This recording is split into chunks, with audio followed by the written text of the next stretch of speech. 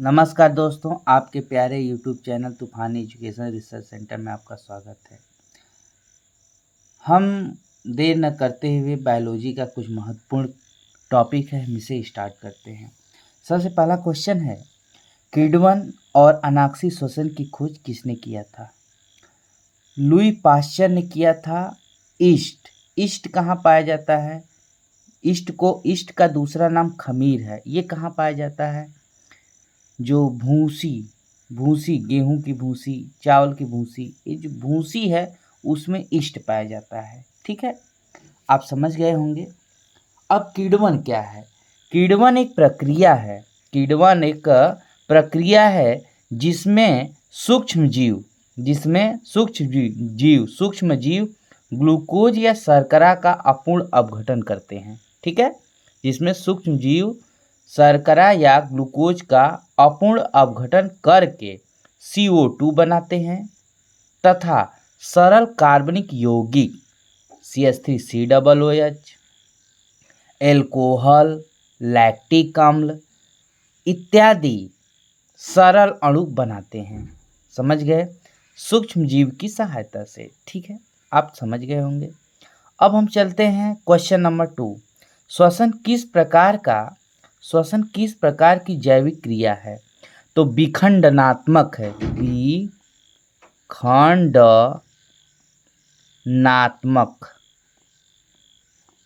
क्रिया है।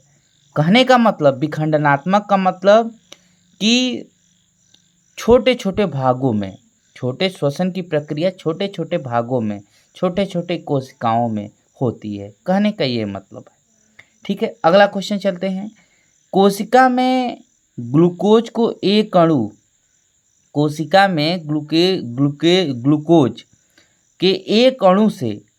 के ऑक्सीकरण में कितनी ATP प्राप्त होती है?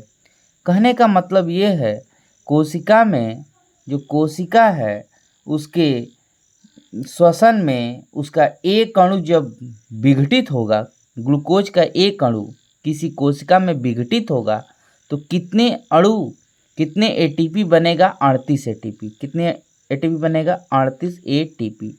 ATP का फुल फॉर्म होता है, ए का मतलब होता है एडिनोसिन, ठीक है। टी का मतलब होता है ट्राई, क्या होता है? ट्राई। पी का मतलब होता है फास्फेट, क्या होता है? पी का मतलब फास्फेट। समझ गए दोस्तों? टी का मतलब क्या होता है? फास्फेट। ठीक है, टी का मतलब क्या होता है? फास्फेट। अब हम नेक्स्ट क्वेश्चन पे चलते हैं दोस्तों।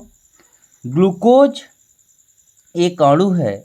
ग्लूकोज एक अणु है। अणु के अपूर्ण ऑक्सीकरण में, एक अणु है, इसके अपूर्ण ऑक्सीकरण में कितनी ऊर्जा प्राप्त होती है? तो आप आंसर देंगे, इसका आंसर है 28 किलो कैलोरी। हाँ तो दोस्तों, नेक्स्ट क्वेश्चन स्टार्ट करते हैं। ATP क्या है? ATP क्या है मैं बता चुका हूँ। एडिनोसिन, टी मतलब ट्राई, पी मतलब फास्फेट। ठीक है, एडिनोसिन ट्राई फास्फेट। यह एक ऊर्जा है पदार्थ की मात्रा का। क्या है? पदार्थ की मात्रा का। जैसे आगे मैं क्वेश्चन एक लिया हूँ, उसको मैं बताऊंगा। श्वसन गुणांक का मान 1 किस अणु में होता है? आपको जब पूछा जाएगा तो आप कहेंगे कार्बोहाइड्रेट। क्या बोलेंगे? कार्बोहाइड्रेट। ठीक है, कार्बोहाइड्रेट क्या होता है? कार्बन, हाइड्रोजन, ऑक्सीजन, इन तीनों का मिश्रण होता है जिसे हम कार्बोहाइड्रेट कहते हैं। ठीक है, अब हम चलते हैं नेक्स्ट प्रश्न में। ग्लूकोज, सुक्रोज, माल्टोस, ये सब जितना है ये कार्बोहाइड्रेट है। जैसे उदाहरण भी ले लेता हूँ दोस्त, जैसे C6H12O6, ये भी कार्बोहाइड्रेट है। C12H22O11, ये इसका चीनी का सूत्र है, ये भी कार्बोहाइड्रेट है। और फ्रक्टोज है, माल्टोस है, माल्टेस है, बहुत सारे इत्यादि हैं जो कार्बोहाइड्रेट है। कहने का मतलब कार्बन, हाइड्रोजन, ऑक्सीजन, इन तीनों का मिश्रण होता है जिसे हम कार्बोहाइड्रेट कहते हैं। पदार्थ की ऊर्जा मुद्रा का मात्रक क्या है? एटीपी। क्या है? यानी जैसे हमारे अंदर जो ऊर्जा प्राप्त होती है वो एटीपी के रूप में प्राप्त होती है। यानी जो ऊर्जा, यानी कोई भोजन खाते हैं तो जो ग्लूकोज है, एक ग्लूकोज जब हमारे शरीर में टूटता है तो 38 एटीपी ऊर्जा प्राप्त होती है। कितना एटीपी? 38। एटीपी क्या है? ऊर्जा का मात्रक है। क्या है? ऊर्जा का मात्रक है। ठीक है दोस्तों, अब आप समझ गए होंगे। अब हम ऊर्जा उपापचयन में किस तत्व का योगदान है? कहने का मतलब है ऊर्जा जो है उसको यानी उप अपचयन में किसका योगदान है? तो फास्फोरस का योगदान है। फास्फोरस एक ऐसा तत्व है जो ऊर्जा को अपचयन यानी अपचयित करने के लिए काम आता है। ठीक है दोस्तों, अब हम नेक्स्ट क्वेश्चन बताते हैं। ग्लूकोज के ऑक्सी शोषण का सारांश क्या है? अब हम इसे स्टेप बाय स्टेप बता देते हैं, आप स्क्रीनशॉट ले लीजिए। दोस्तों, ग्लूकोज के ऑक्सी शोषण का सारांश क्या है मैं इसे बताता हूँ। कहने का मतलब कि 38 एटीपी ऊर्जा कैसे बनेगी? कहने का मतलब ये ही है, ये ग्लूकोज के ऑक्सी शोषण का सारांश यही है कि 38 एटीपी ऊर्जा कैसे बनेगी।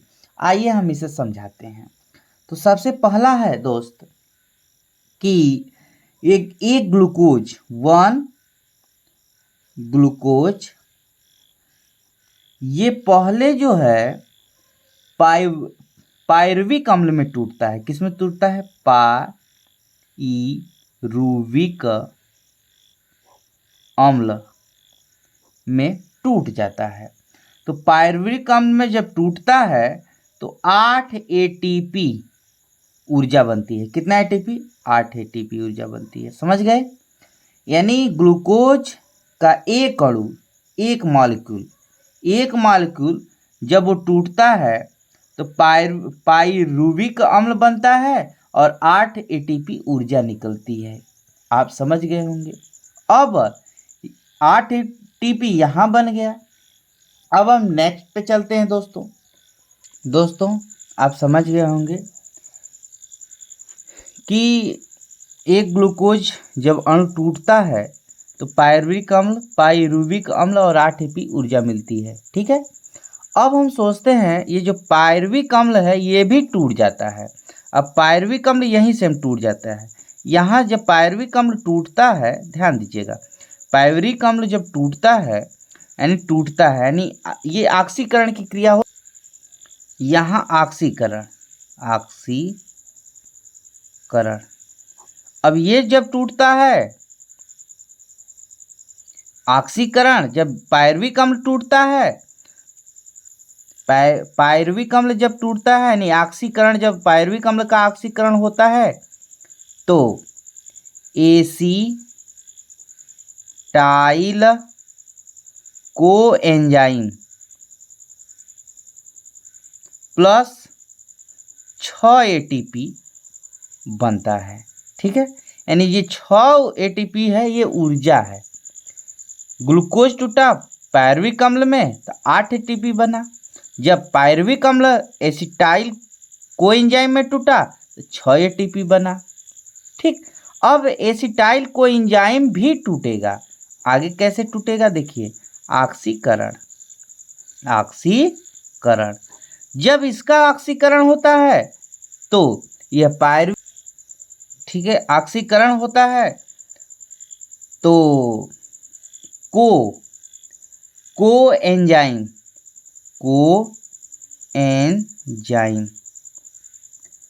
Plus 24 ATP. अब पूरा जोड़ दीजिए दोस्तों, 24 24 36 8 38 ATP हो गया कि नहीं, 38 ATP। तो आपको यही बताया कि ग्लूकोज एक ठो रहेगा तो ऊर्जा कितना मिलेगी भाई, 38 ATP। यह पूरा प्रक्रिया क्रेब्स चक्र कहलाता है। ये पूरा प्रक्रिया क्या कहलाता है, क्रेब्स चक्र कहलाता है। फिर से हम समझ लेते हैं दोस्तों, एक कॉन्सेप्ट और भी यहाँ समझ लेते हैं कि एक ग्लूकोज रहेगा तो पायरुविक अम्ल 2 बनेगा। कितना बनेगा, 2। और ऊर्जा कितना निकलेगी, 8 ATP। अब 2 पायरुविक अम्ल जब टूटेगा तो 2 एसिटाइल कोएंजाइम बनेगा, ऊर्जा कितना निकलेगी, 6 ATP। फिर अब समझते हैं, जब 2 एसिटाइल कोएंजाइम टूटेगा तो 2 कोएंजाइम बनेगा, कोएंजाइम बनेगा और कितना ऊर्जा बनेगी, 24। ये पूरा जोड़ेंगे तो 38 ATP आएगा। यह पूरा जो चक्र है, इस चक्र को हम देते हैं क्रेब्स चक्र। क्या बोलते हैं, क्रेब्स चक्र। मुझे आशा है कि आपको ये ज़रूर समझ में आ गया होगा।